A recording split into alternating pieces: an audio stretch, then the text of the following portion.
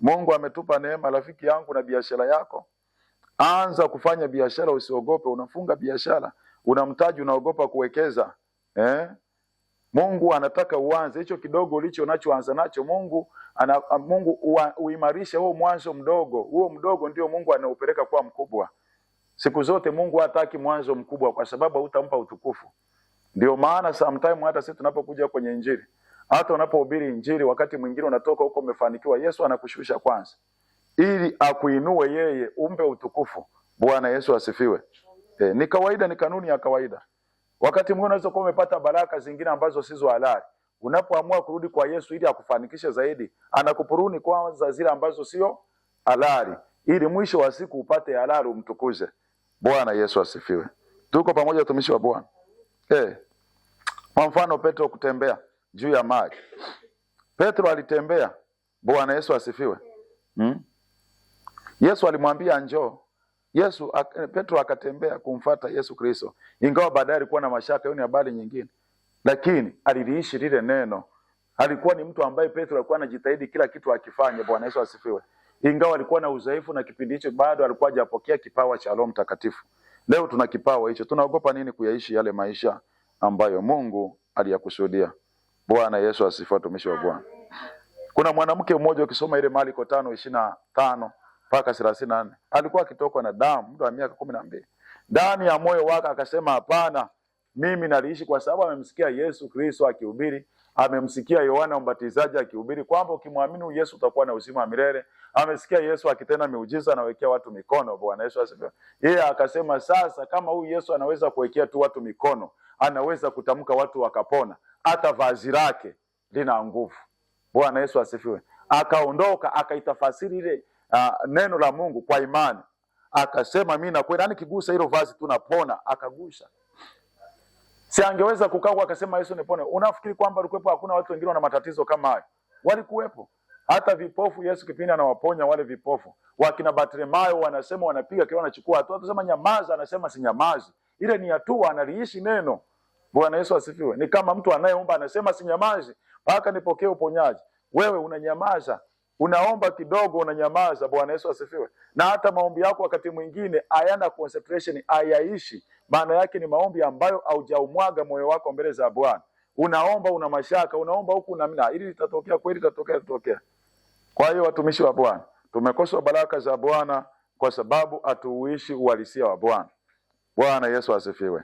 Mungu anataka alibadilishe lile neno lake liwe uhalisia. Neno la Mungu lina nguvu. Na ndio maana tunapowekea watu mikono, kwa sababu tunamaanisha watu wanapona, miujiza na ishara zinatoka, kwa sababu tumelitafasiri kama Yesu alivyosema kwamba mtaweka mikono juu ya wagonjwa na watapata nini? Pata afya. Na sisi tukienda, hatuendi tuna mashaka, tunaamini hakuna ugonjwa unaoshinda. Ndio maana tunamshika mtu kwa imani. Tunamwambia kwa jina la Yesu pokea. Na unashangaa mtu anapokea, mara vifungo vinamwachia wai, kwa sababu sisi wenyewe tumeisha litafasiri ile neno lina uzima ndani yake. Bwana Yesu asifiwe. Lakini ukienda na mashaka na mwekea hivi kweli atapona, hii sijawahi. Mtu hawezi kupona. Why? Kwa sababu wewe mwenyewe haujalipa lile neno uhalisia. Bwana Yesu asifiwe. Kwa hiyo mnaonisikiliza na vijana wenzangu pia niwatie moyo. Hebu anzeni kulitafasiri neno la Yesu Kristo katika uhalisia. Acheni kulimanipulate. Acheni kumanipulate. Bwana Yesu asifiwe. Tusimame kwenye uhalisia. Neno la Mungu linafanya miujiza na ishara. Bwana Yesu asifiwe. Mungu anawaambia wana wa Israeli, zungukeni. Hii ni kitu cha ajabu. Anakuambia zunguka siku ya kwanza, zunguka siku ya pili, ya tatu, mpaka siku ya 7 mnazunguka. Mkizunguka mnashangaa, hivi kweli kwa hali ya kawaida wewe mtumishi ukaambiwa kuzunguke ule uwanja wa taifa pale kama ile ngome kwamba itadondoka? Zunguka siku ya kwanza. Bwana Yesu asifiwe. Kwa hiyo lazima wewe mwenyewe ulitafasiri neno kwanza, uliishi liwe ndani yako. Bwana Yesu, afu uchukua hatua. Kwani wasingeenda kuzunguka ili kuingeanguka? Singelianguka. Sima na watumishi wa Bwana. Kwa hiyo ndivyo na maisha yetu watumishi wa Bwana. Tunapoamua tunachukua hatua, ndio Mungu anasimama pamoja na sisi. Imani bila matendo imefanyaje? Imekufa. Hautaweza kutoboa. Wewe unaweza kuwa mtu yoyote unayetaka kuwa. Lakini kwanza ili Yesu aachilie neema, anataka kwanza umtafasiri katika uhalisia. Tukikuhubiri hapa kuna vitu vingine unatafasiri unasema ili haliwezekani, ili inawezekana, ili haliwezekani. Bwana Yesu asifiwe. Tumeanza kuyaclarify. Huwezi ukaziona baraka za Mungu, lakini wenzako unashangaa miujiza na ishara zinatokea kwao. Kwa hiyo watu wakaizunguka Yeriko, ilikuwa sio kitu cha kawaida, lakini walimtafasiri Mungu katika uhalisia. Bwana Yesu asifiwe. Sijui maana watumishi wa Bwana. Walimtafasiri Mungu katika uhalisia. Ndio maana yule jamaa Naaman alipoamua kuchukua hatua ya kwenda kujidumukiza akapona. Lakini Naaman asingelipona. Tena anazalau mito ya Yordani, anasema mto wenyewe wa Yordani mchafu, kule kwenye nchi yangu kuna mto msafi. Kumbe Mungu anataka aone uhalisia hata kwenye huo mchafu. Hilo jambo unaloliona kwamba halina sifa, hiyo kazi unayoona kwamba ni ya kukudhalilisha, ndio Bwana anataka utokee. Bwana Yesu asifiwe. Roho Mtakatifu anakushuhudia, watumishi wanakushuhudia. Muda mwingine kuna watu wanaletwa kabisa kushuhudia, fanya au fanyi. Bwana Yesu asifiwe. Unaanza na wewe kulitafasiri neno lako, unalipamba unavyojua wewe. Mungu hawezi akakubariki mtumishi wa Bwana. Kwa lazima tubadilike. Mungu anatupenda sana wana wa Mungu. Tuko pamoja. Bwana Yesu asifiwe. Tunazidiwa na wale wakoma. Wale wakoma waliamua. Wakasema sio kwamba wale wakoma walikuwa mjui Mungu wa Israeli, wanajua ametenda mambo mengi. Bwana Yesu asifiwe. Wakasema hapa kama ni kufa, heri kufa na njaa hapa, ni heri tukafe na mitutu ya Washami kule, na kama tukipona sawa. Bwana Yesu asifiwe. Wakaondoka. Walipoanza hatua, ni watu ambao walikuwa mkoma hana kishindo, kwa sababu wana vikumbo, mnasema hivi vidole vilikwisha ukatika. Bwana Yesu asifiwe. Kwa hiyo hata kishindo chao hakipo. Bwana Yesu asifiwe. Wanatembea kama wananyata. Sema siku hizi hatujaona ukoma. Miaka ya nyuma sisi tumeushuhudia kidogo. Ukoma ulikuwa ni mwingi sana kabla chanjo hazijaja na tiba. Ukoma, funza, Bwana Yesu asifiwe. Sasa hivi hatuvioni. Chawa, nakuta mtu anatembea na kishika kichwani chawa, ngozi na chawa. Sasa hivi hatuvioni vitu kama hivyo. Bwana Yesu asifiwe. Kwa sababu ya teknolojia, na tuna uwezo wa kununua nguo. Zamani unanunua mtumba wenyewe umenanuna tunza mpaka chawa. Bwana asifiwe. Mpaka nguo za ndani watu walikuwa wanavaa mitumba, kila kitu mitumba, watu walishavaa huko. Lakini sasa hivi teknolojia imekuwa tunanyosha nguo. Kwa ndio maana hata mabinti wa kina Jessica hawajui habari za chawa, lakini chawa zilikuwa nyingi sana. Bwana Yesu asifiwe. Kwa hiyo watumishi wa Bwana wale wakoma hawana vishindo, lakini Mungu kwa sababu ya imani, kwa sababu ya hatua walioichukua, Bwana Yesu asifiwe, Mungu akabadilisha kishindo chao kikawa kishindo cha jeshi kubwa. Wale Washami waliposikia kile kishindo wakasema Israeli wameenda kukodi jeshi. Walichofanya wakaamua kukimbia, wakaacha vitu vyote. Wakoma walipofika mahali pale wakashangaa, wakakuta hakuna watu. Wakaanza kuchukua vitu na kula, vingine wakatunza, lakini wakasema moyoni, hapana, inabidi tuende tukawataarifu na wenzetu. Bwana Yesu asifiwe.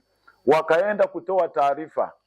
Walipoenda kutoa taarifa, ndipo Israeli mfalme Ahabu wakaja wakachukua mali. Lakini hapo kuna mtu mmoja, kipindi mtumishi wa Bwana anatamka kwa habari hii, kuna mtu mmoja, kiongozi mmoja alipinga hii habari, na mtumishi wa Bwana alisema atakufa, alikufa.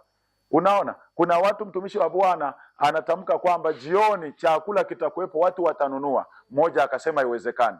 Bwana Yesu asifiwe. Lakini mtumishi wa Bwana alitafasiri katika matendo. Wanachotaka kuambia katika kwa habari mtumishi wa Bwana, amua mahali ulipo. Bwana Yesu asifiwe. Chukua hatua. Imani bila matendo imekufa.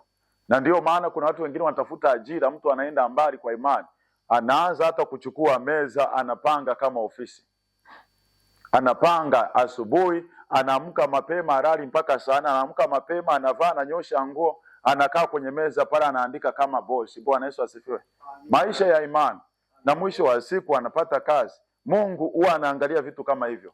Na ukitaka kujua, angalia watoto wadogo. Watoto wadogo, kuna mtoto unakuta anapasha, anasema mimi nitakuja kuwa daktari. Bwana Yesu asifiwe. Anaanza kuwa anavaa makoti, anaakiti kama daktari. Mungu huwa amuache. Bwana Yesu asifiwe. Kwa sababu alishaonyesha imani, anakuwa daktari. Mwingine anakuwa baba, wengine wanaigiza kuwa mababa. Ni kweli wanakuja kuwa mababa wazuri, anachapa kweli watoto, magunzi nini. Maana yake ni imani, Mungu anamtengeneza mahali pale. Bwana Yesu asifiwe. Tuko pamoja watumishi wa Bwana. Kwa hiyo ndio imani. Je, unaishi kwa imani? Maisha yako unachukua hatua, unaliishi neno la Mungu? Kwa sababu Bwana anasema kwamba pesa na mali vyote ni vya kwake. ulishajua kwamba dhahabu na pesa zote ni za Bwana. Ukienda Mwanzo anasema kwamba nimekuumba ili utawale, lakini we mwenyewe unasema mimi labda nipate hela ya kula tu, hata kujenga sijui. Bwana Yesu asifiwe. Na sasa Mungu afanye na watu wenye mashaka watu, lakini mtu mwenye imani ukimwambia anasema mimi ni bilionea kwa neema ya Bwana, bilionea. Hata hii biashara yao unanicheka, anaanza kuchukua hatua, Mungu anambariki. Kwa hiyo Mungu rafiki yangu ataniwe. Mungu ni Mungu mwenye haki, anaishi kwenye uhalisia. Utakavyo yaishi maisha yatakuwa hivyo hivyo. Bwana Yesu asifiwe. Kwa hiyo tumishi wa Bwana, vijana wenzangu wengine hamjapata ajira, anza kuishi. Acha maisha yamekuwa magumu. Maisha jinsi unavyo define ndivyo atakavyokuwa. Kwani maisha magumu si unaweza ukaamua kama leo unapata shilingi 1000, si unakula tembele. Unaenda siku kipande unaendelea. Bwana Yesu asifiwe. Wala sio magumu, ila wewe unataka uyadefine namna gani, kwa sababu Mungu ni Mungu wa hatua. Mungu hakupandishi ghafla. Akikupandisha ghafla wewe waga ni shetani. Kwa kishindo ulichopanda nacho ghafla, kwa kishindo hicho utashuka. Lakini Mungu ni Mungu wa hatua, ni Mungu wa experience. Labda nikwambie, God is God of experience. Anakuchukua kutoka chini, anakupandisha wapi? Juu. Kutoka kila utaratibu anakupeleka kila ngazi ili uweze kwanza, kila ngazi anakupima ili uende ngazi nyingine uwe imara. Bwana Yesu asifiwe. Ndio maana hata Yesu Kristo alipozaliwa hakukurupuka tu akahubiri Injili. Yesu aliishi. Tunaosoma theolojia, Yesu kuna kipindi alitengeneza mpaka watoto si wanacheza cheza wanatengeneza udongo. Yesu alitengeneza ndege wa udongo. Alipotengeneza ndege wa udongo siku ya Sabato, wale wa Sabato walipokuja wakaanza kumlaumu mama yake na Yesu na baba yake. Wakamwambia, huyu mtoto umemleaje? Mbona anafanya hivi vitu siku ya Sabato? Bwana Yesu asifiwe. Walipokuwa akisema vile, Yesu akawaamuru wale ndege wakaruka, wakawa ndege wakapeperuka wakaondoka. Bwana Yesu asifiwe.